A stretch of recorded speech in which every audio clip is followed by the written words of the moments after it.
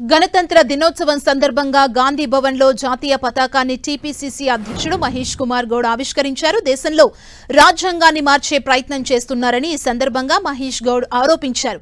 కేంద్ర ప్రభుత్వం ప్రజాస్వామ్య విలువలను తుంగలో తొక్కుతుందని, లౌకిక వాదానికి తూట్లు పొడిచే కుట్రలు చేస్తుందన్నారు మహేష్ గౌడ్. కేసీఆర్ హయాంలో తెలంగాణలో ఆర్థిక విధ్వంసం జరిగిందని, దాని నుంచి సీఎం రేవంత్ రెడ్డి వికాసం వైపు నడిపిస్తున్నారని మహేష్ గౌడ్ చెప్పారు. ఈ దేశ చరిత్రని తిరగరాసే ప్రయత్నాలు చేస్తా ఉన్నారు.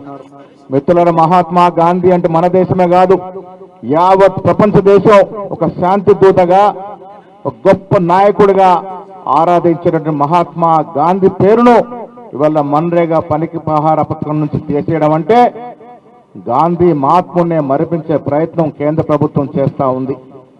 నెహ్రూ ఒక గొప్ప విజనరీ లీడర్గా ఈ దేశ నిర్మాణానికి పాటుపడితే వారి చరిత్రను కూడా మరిపించే ప్రయత్నాలు చేస్తా ఉన్నాయి. ఈ దేశంలో ప్రజాస్వామ్యానికి విఘాతం కలిగించే చర్యలు ఎన్నో జరుగుతూ ఉన్నాయి. లౌకిక వాదానికి తూట్టుపడిచే చర్యలు ఎన్నో జరుగుతూ ఉన్నాయి.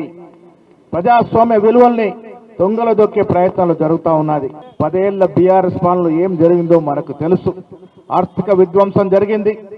ఆర్థిక విధ్వంసం కోలుకునే ప్రయత్నంలో భాగంగా ఆనాడు పీసీసీ అధ్యక్షుడు రేవంత్ రెడ్డి గారు ముఖ్యమంత్రి అయిన తర్వాత ఆర్థిక విధ్వంసం నుంచి వికాసం వైపు అడుగులెడతా ఉన్నాం.